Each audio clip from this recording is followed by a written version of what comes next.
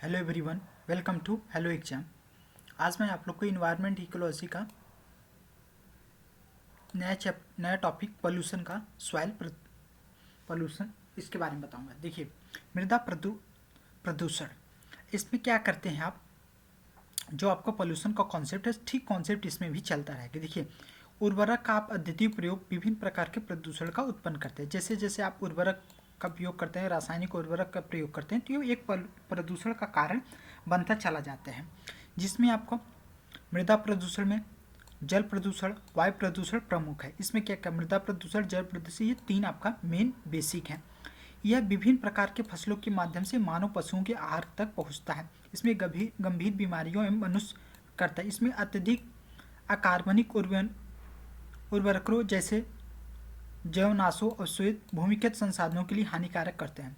अकार्बनिक पोषक तत्व जैसे फास्फोरस, नाइट्रोजन, घुलनशील पदार्थ ये करते हैं। इसमें क्या करते हैं, यूट्रोफिकेशन आपका करते हैं। नाइट्रेट पेयजल में प्रदूषित होता है, तो अकार्बनिक कीटनाशक का प्रयोग करके जो इसमें कंसंट्रेशन आपका धीरे धीरे उसमें बढ़ाते चले जाते हैं।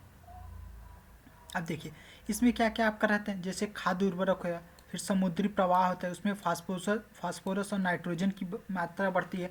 उससे उससे क्या होगा, आपका जो शैवाल होती है उनकी वृद्धि होती है, उनके कारण रहता है सौर्य रूसन, जो सूर्य है उसके जब उसके कांटेक्ट में आते हैं तो फिर आपका जलीय जीव उसमें करते हैं, फिर समुद्री जीव उस पर नकारात्मक प्रभाव उसमें करते हैं। भाई जब धीरे धीरे कंसंट्रेशन किसी चीज़ का जो होगा बढ़ेगा घटेगा, तो उसमें आपका उत्पादन उर्वरक ये कहता है पीड़कनाशी होते हैं, कीड़भक्षी होते हैं, शाकनाशी प्रवृत्त होते हैं। भौतिक रासायनिक जैविक अणुओं को नष्ट करने के लिए बेकार रहता है। रासायनिक उर्वरक मृदा सूक्ष्मजीवों को कष्ट करते हैं। ये जीव मृदा में नाइट्रोजन परिवर्तन का कार्य करते हैं। इसमें जल भिक्षार क्षमता को काट देने के लिए अंशक चलाते हैं। कार्बोफ्यूरन में मेथिल पैराथॉन फ्लोरेट आदि का इसमें इस्तेमाल करते हैं। पेस्टिसाइड के रूप में इसमें किया जाता है। इसमें विभिन्न प्रकार के संचय मानव को बुरा असर पड़ता है। देखते देखते यह कीटनाशकों का करता है। उल्लेखनीय है कि यह 9 अगस्त 2018 को अनुपम वर्मा की समिति के द्वारा सिफारिश आधार पर किसान कल्याण मंत्रालय द्वारा 18 कीटनाशकों को भारत में प्रतिबंधित किया गया था। 18 कीटनाशक कौन कौन से, 1 और 2, जिसमें थे 18 कीटनाशकों को 6 दिसंबर 31 को प्रतिबंधित किया था। ये कौन कौन से होते हैं, benomyl, carbaryl, diazinon, fenarimol, fenthion, linuron, methoxy, sodium nitride, ethyl parathion, thiometon, ट्राइमेडॉर, trifluralin, alachlor, dichlorvos, phorate, phosphamidon, triazophos और टाइक्लोफेरॉन, ये इसके जीव हैं। अब इसमें क्या क्या आप कहते हैं, मृदा प्रदूषण के क्या क्या इसमें प्रभाव जो आपका पड़ता है। देखिए, ग्लोबल वार्मिंग होगी, फिर वनों की कटाई होगी, पोटेशियम मात्रा बढ़ेगी, फल की गुणवत्ता प्रभाव होगी, राजस्व की हानि होगी। जैसे जैसे आप देखते हैं कि एक ट्री जितना देता है तो उससे ज़्यादा आप मतलब लाइफ में उसका केयर फायदा करता है। फिर सूक्ष्म जीवों के लिए आपका खान लाभ, मृदा अपरदन के क्या, बाढ़, सूखा, पादपों में अंदर अवशेषण एवं खाद्य श्रृंखला होते हैं। जीव जंतु में मनुष्य के प्रवेश के कारण इसमें रहता है।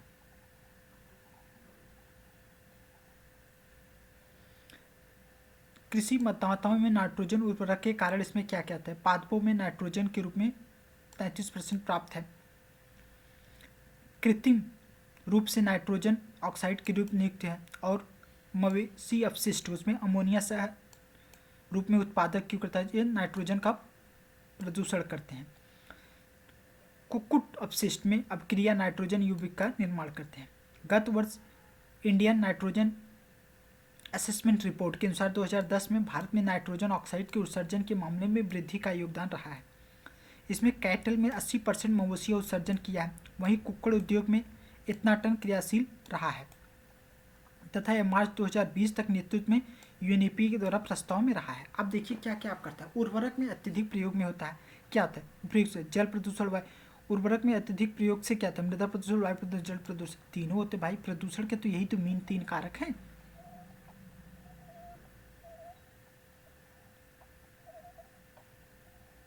अब देखिए, भारत में कार्बोफ्यूरेन, मेथिल पैराथीन, फेरोइड, ट्राइसोफेसास इस्तेमाल कहाँ किया जाता है?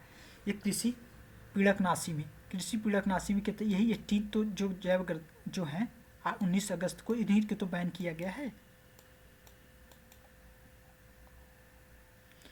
अब देखिए, कृषि मृदाएं पर्यावरण में नाइट्रोजन को ऑक्साइड निर्मित करती हैं। यस। मवेशी पर्यावरण में अमोनिया निर्मित करते हैं। यस भाई, मवेशी रहते। कुकुर उद्योग अभिक्रियाशील नाइट्रोजन का उपयोग करते हैं। यस, तीनों पार्ट चाहिए, क्योंकि जो हम नाइट्रोजन लेते हैं वो नाइट्रेट के फॉर्म लेते हैं, नाइट्रोजन इसमें डायरेक्ट नहीं लेते। इसी की तरह से आपका इसमें ये हो गया जो असेसमेंट रिपोर्ट है कैटल में क्या कितना % आप लोग यूज करते हैं। खेती के लिए आपका, खेती के लिए फसल चक्र क्या है? इसमें उत्पादन में वृद्धि होती है, मृदा उत्पादन में संरक्षित करती है, मृदा कटाव में उपयोग करते हैं, जिसका आपका डी पार्ट हो गया।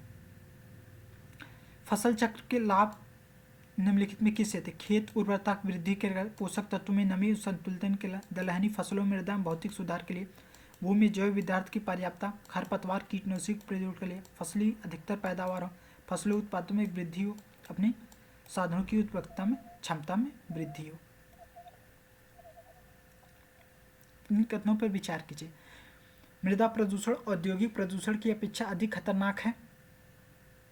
मृदा प्रदूषण औद्योगिक प्रदूषण की गणना, हाँ खतरनाक है अगर मान लेते हैं। यस, क्योंकि उर्वरक तथा कीटनाशक भोजन श्रृंखलाओं में प्रवेश करते हैं। यस, क्योंकि ये भोजन श्रृंखलाओं में करते हैं तो इसका एक तो इसमें आप नुकसान करेंगे। अब आपका करते हैं प्लास्टिक प्रदूषण। प्लास्टिक प्रदूषण ये भी बहुत ही आजकल के समय में एक बहुत ही दयनीय स्थिति है, क्योंकि पॉलीथीन जो होता है ये नॉन बायोडिग्रेडेबल है। अगर यही बायोडिग्रेडेबल हो जाता तब तो ये चीज़ें बन जाती, लेकिन नॉन बायोडिग्रेडेबल होने की वजह से सबसे बड़ी समस्या है। कार्बन और हाइड्रोजन के अणुओं से मिल से बनता है, जिसमें एथिलीन को इसको पॉलीमर कहते हैं, जो इसका बहुलक होता है। पॉलीथीन में जो पॉलीथीन का होता है, इसका पॉलीथीन का बहुलक एथिलीन होता है। जैसे जैसे उसकी श्रृंखलाएं जोड़ते हैं इसको एथिलीन को, जैसे आपका CH2 है, CH2H4 है, तो इसी का बहुलक होता है। जब इसी की सीरीज में जब आप पॉलीमर चैप्टर पढ़ते होंगे तो इसमें आपके इस सीरीज से बनती रहती है। तो इसमें क्या होता है, आप ये समझिए कि जो पॉलीमर होता है, पॉलीथीन का मोनोमर जो होता है वो होता है दैट इज एथिलीन ना। उस एथिलीन को जब बार बार चेन बना देते हैं तो आपका पॉलीमर आपका पॉलीथीन बन जाता है, जो जैविक अपक्षय नहीं होता है। यही कारण है कि प्लास्टिक की थैलियाँ का उपयोग फेंके जाने पर स्वतः नष्ट नहीं होता है, जो पर्यावरण के लिए प्रदूषण बनता है। इसकी खोज 1953 में रसायन शास्त्री गिलियोत्रो नात्रा और कार्लन जिगर ने जर्मनी के की था। इन्होंने सर्वप्रथम कार्बन हाइड्रोजन के कण आपस में एक श्रृंखला बनाते हैं एकल बद्ध के द्वारा। इसकी खोज के लिए गिलियोनत्ता कार्लन में 1963 रसायन का नोबेल पुरस्कार जिगलर को, उसके बाद गिलियोनत्ता को। इस पॉलीथीन के डिस्कवर के लिए आपको रसायन का 1963 का आपको नोबेल प्राइज मिला है। प्लास्टिक के थैले में 6 लोगों के लिए इसमें प्लास्टिक वेद को थर्मोप्लास्टिक करते हैं। इसमें पॉलीमराइजेशन से प्राप्त किया जाता है। इसमें प्लास्टिक में होते हैं प्लास्टिक, आयरन, लेड, ये नॉन बायोडिग्रेडेबल होते हैं। जो चीज़ नॉन बायोडिग्रेडेबल है उसको समझ लीजिए कितना दिक्कत है। वातावरण में एकत्रित प्रदूषित करते हैं। पर्यावरण में नियुक्त होने वाले माइक्रोबीड्स प्लास्टिक में 5 mm से ज़्यादा धूल कण जलाशयों के द्वारा फिल्टर नहीं हो पाते हैं। मुख्यतः सौंदर्य प्रसाधनों के द्वारा मिलाए जाते हैं जो खतरनाक करते रहते हैं, उनके व्यवहार में के कारण असर पड़ता है। उल्लेखनीय है कि 2018 के माइक्रोबीड्स प्रयोग में लाने वाले 2018 में बीट प्लास्टिक ओनली अर्थ के नाम पे इसमें शुरू किया गया। अब देखिए, पॉलीथीन की थैलियों में नष्ट नहीं किया जाता क्योंकि ये किससे होते हैं, अकार्बनिक प्रोटीन, ये पॉलीमर होते हैं। जब पॉलीमर और कार्बन हाइड्रोजन ऐसी कौन सी थी वस्तु जो जोड़ों को नहीं करते थे, प्लास्टिक। तो प्लास्टिक की ही तो चर्चा कर रहे हैं। ये सब देखिए कितनी सिंपल, जब आप कॉन्सेप्ट को समझ लेते हैं। विश्व में अत्यधिक चिंता क्यों, समुद्री पारितंत्र के कारण हानिकारक, जो समुद्री पारितंत्र होते हैं इकोसिस्टम का अर्थ हो रहा है उसके लास्ट के, इसकी थीम क्या है, ओनली वन अर्थ। सबसे ज़्यादा क्षय होने में, बायोडिग्रेड होने सबसे ज़्यादा क्या था, प्लास्टिक सबसे ज़्यादा समय था। आप देखे थे जो आपका आजकल देखते होंगे मेडिकल उसको थे, उसमें लिखता रहता आई एम बायोडिग्रेडेबल। अब आपका दूसरा कहता है रेडियोधर्मी एवं अन्य गैसीय प्रदूषण। 26 अप्रैल 1986 में तत्कालीन सोवियत संघ रूसी चेरनोबिल में परमाणु स्तर नाभिकीय दुर्घटना के लिए माना गया है। इसमें आप क्या क्या देख सकते हैं, रेडियो एक्टिव जो न्यूक्लियोटाइड्स होते हैं उत्पन्न होते हैं। इसमें क्या होता है, विकिरण का रेडियो एक्टिव प्रदूषण होता है। यह विभिन्न अंगों को क्षति पहुंचाकर क्रियान्वयन करते हैं। विकिरणों के कारण जीवों में आनुवंशिक हानि पहुंचाता है।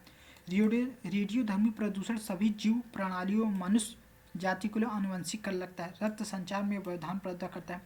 अनेक प्रकार के कैंसर उत्पन्न प्रोडक्ट इसमें ये संतुलित नहीं रहता है। अब देखिए इसमें रेडियो एक्टिव प्रदूषण के लिए आपका क्या कहता है, कार्ययिक और आनुवंशिक। जो आपका तुरंत वाले में उत्तक अंगों के लिए हानि पहुंचाता है। रेडियो एक्टिव जो होते हैं प्रणाली होते हैं, जैसे तुरंत लेवल और बड़े लेवल पे एनीमिया, रक्तस्राव आदि के कारण इसमें होता है। फिर आपका आनुवंशिक कहते हैं, जैसे अगर रेडियो एक्टिव तत्व है गामा रे किरणें टाइप का, तो जीन ही नष्ट कर जाए तो आने वाले आनुवंशिक हो जाता है। इसमें क्या उत्पादित होने लगता है, आनुवंशिक गुणों के लिए व्यापक प्रभाव पड़ता है। भारत में मध्य प्रदेश भोपाल शहर में 3 दिसंबर, ये 2 से 3 दिसंबर कितनी खतरनाक प्रातः एक दुर्घटना जिसमें Bhopal gas Bhopal gas tragedy के नाम से जानता है। इसमें क्या था, यूनियन कार्बाइड इंडिया लिमिटेड नामक की कंपनी एक जहरीली गैस का नाम क्या था, मेथिल आइसोसाइनाइड। ये हमेशा क्वेश्चन पूछता है। जो आपका एवर रेडी बैटरी बनाती है, आप लोग एवर रेडी बैटरी का नाम सुनते हैं, यही कंपनी यूनियन का एवर रेडी बैटरी करती है। मिथिल आइसोसाइनाइड, इसका फार्मूला CH2CO CH3NCO। फिर ये एक रंगहीन आंसू प्रोत्पन्न है, टीयरिंग गैस होते हैं। ये बहुत विषैली गैस होती है जो कीटनाशकों के उत्पादन में लिए किया जाता है। नाभिकीय ऊर्जा प्रयोग के लिए प्रदूषण के लिए थर्मल पॉल्यूशन के कारण उपयोग इसमें करते हैं। यह अपक्रिया के फल इसमें क्या करते हैं, इसमें गर्म जल हानिकारक तत्वों के कारण होता है।